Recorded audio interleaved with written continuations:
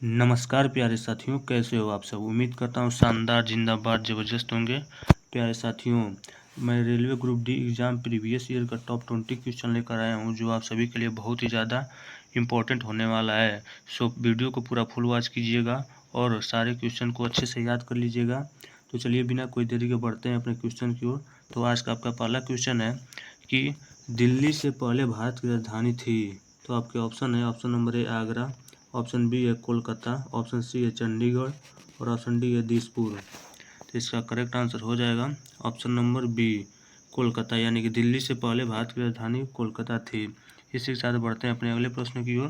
प्रश्न नंबर दो पूछा है कि राष्ट्रपति लोकसभा के सदस्यों में निम्न को प्रतिनिधित्व देने के लिए नामित कर सकता है। तो इसका ऑप्शन दिया है, option number A Anglo Indian, option B है ईसाई और ऑप्शन सी है बुद्ध, ऑप्शन डी है पारसी। तो इसका करेक्ट आंसर हो जाएगा option number A. Option number A is the correct answer. इसी के साथ बढ़ते हैं अपने अगले प्रश्न की ओर। प्रश्न नंबर तीन पूछा है कि कंटूर रेखा दर्शाती है।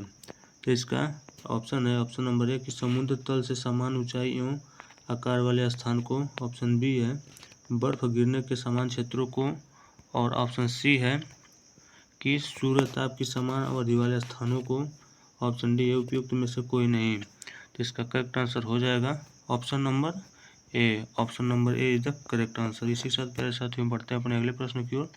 प्रश्न नंबर चार पूछा है कि मध्य प्रदेश में किस पार्टी की सरकार है।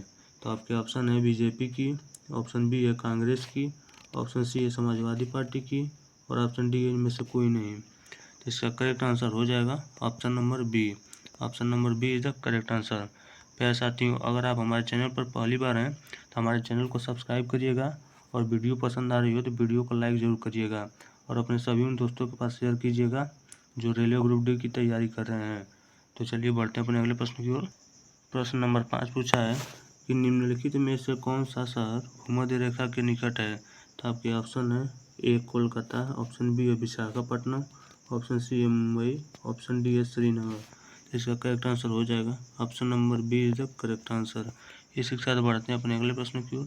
प्रश्न नंबर 6 पूछा है कि सबसे तेज चलने वाली रेलगाड़ी निम्न में से कौन सी है। तो आपके ऑप्शन है, ऑप्शन नंबर ए शताब्दी एक्सप्रेस, ऑप्शन बी है फ्रंटियर मेल और आपके ऑप्शन सी हैं कि गोल्डन पांडा एक्सप्रेस, ऑप्शन डी है हिमसागर एक्सप्रेस।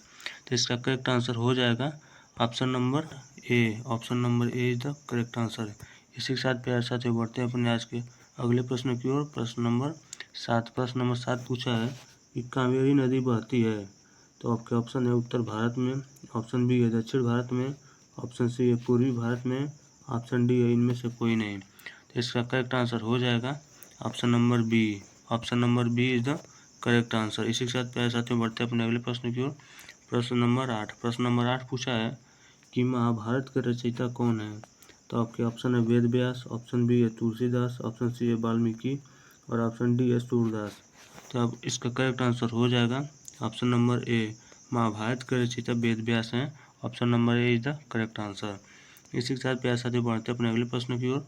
प्रश्न नंबर 9 पूछा है कि धाना पक्षी अभयारण्य किस राज्य में है। तो आपके ऑप्शन है राजस्थान, ऑप्शन बी है बिहार, ऑप्शन सी है उत्तर प्रदेश, ऑप्शन डी है मध्य प्रदेश। तो इसका करेक्ट आंसर हो जाएगा option number option number A. Option number A is the correct answer. इसी के साथ प्यारे साथियों बढ़ते हैं अपने आज के अगले प्रश्न की ओर। प्रश्न नंबर 10 पूछा है कि दल बदल विरोधी कानून पारित हुआ था। तो आपके ऑप्शन है, option number A 1980, option B 1987, option C 1985, option D 1989। तो इसका करेक्ट आंसर हो जाएगा option number C is the correct answer. इसी के साथ बढ़ते हैं अपने अगले प्रश्न की ओर। प्रश्न नंबर 11 पूछा है कि उज्जैन किस नदी के किनारे बसा है। आपके ऑप्शन है ए क्षिप्रा, ऑप्शन बी है गोदावरी, ऑप्शन सी है कावेरी, ऑप्शन डी है भागीरथी। इसका करेक्ट आंसर हो जाएगा option number A is the correct answer. इसी के साथ बढ़ते हैं अपने अगले प्रश्न की ओर। प्रश्न नंबर 12 पूछा है कि कथकली किस राज्य का लोक नृत्य है। तो प्यारे साथियों आपके ऑप्शन है, option number A Tamil Nadu, option B है केरल, ऑप्शन सी है कर्नाटक और ऑप्शन डी है इन आंध्र प्रदेश है। तो इसका करेक्ट आंसर हो जाएगा ऑप्शन नंबर बी।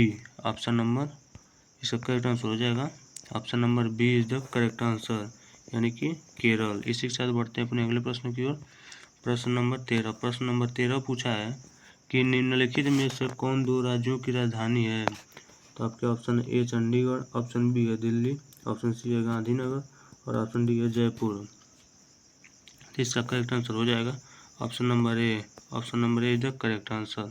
इसी के साथ बढ़ते हैं अपने अगले प्रश्न की ओर। प्रश्न नंबर 14। प्रश्न नंबर 14 पूछा है कि मेगास्थनीज राजदूत था। तो ऑप्शन ए है सेल्यूकस का, ऑप्शन डी है चंद्रगुप्त का, ऑप्शन सी है मिनांडर का, ऑप्शन डी है चंद्रगुप्त द्वितीय का। इसका करेक्ट आंसर हो जाएगा option number A. Option number A is the correct answer. इसी के साथ बढ़ते हैं अपने अगले प्रश्न की ओर। प्रश्न नंबर 15। प्रश्न नंबर 15 पूछा है कि भारत की समुद्री सीमा लंबी है। तो आपके ऑप्शन है A 6200 kilometre, option B 7500 kilometre, option C 8000 kilometre और ऑप्शन नंबर डी इनमें से कोई नहीं। तो इसका करेक्ट आंसर हो जाएगा option number B. Option number B is the correct answer. इसी के साथ बढ़ते हैं अपने अगले प्रश्न की ओर। प्रश्न नंबर 16। प्रश्न नंबर 16 पूछा है कि बुद्ध के बचपन का नाम क्या था। तो आपके ऑप्शन है A Gautam, option B Siddharth, option C Mahavir और ऑप्शन डी शाक्य। इसका करेक्ट आंसर हो जाएगा option number B Siddharth. Buddha के बचपन का नाम सिद्धार्थ था। इसी के साथ बढ़ते हैं अपने अगले प्रश्न की ओर। प्रश्न नंबर 17। प्रश्न नंबर 17 पूछा है कि हिमालय की सबसे उत्तरी पर्वत श्रेणियों को कहते हैं। तो आपके ऑप्शन है A Himadri, option B Shivalik, option C Himachal, option D Ladakh. इसका करेक्ट आंसर हो जाएगा option number A. Option number A is the correct answer. इसी के साथ बढ़ते हैं अपने अगले प्रश्न की ओर। प्रश्न नंबर 18। प्रश्न नंबर 18 पूछा है कि गंगा यमुना का संगम स्थल है। तो आपके ऑप्शन है ए आगरा में, ऑप्शन बी है वाराणसी में, ऑप्शन सी है इलाहाबाद में और ऑप्शन डी है फिरोजाबाद में। तो इसका करेक्ट आंसर हो जाएगा option number C is the correct answer. इसी के साथ बढ़ते हैं अपने अगले प्रश्न की ओर। प्रश्न नंबर 19। प्रश्न नंबर 19 पूछा है कि खुदाई हिदमतगार की स्थापना किसने की थी। तो आपके ऑप्शन है खान अब्दुल गफ्फार खान, आपके ऑप्शन बी है हजरत बहाउद्दीन जकारिया, ऑप्शन सी है शाह नेमतुल्ला, ऑप्शन डी है मोहम्मद अली जिन्ना। इसका करेक्ट आंसर हो जाएगा option number A. Option number A is the correct answer. इसी के साथ बढ़ते हैं अपने अगले प्रश्न की ओर।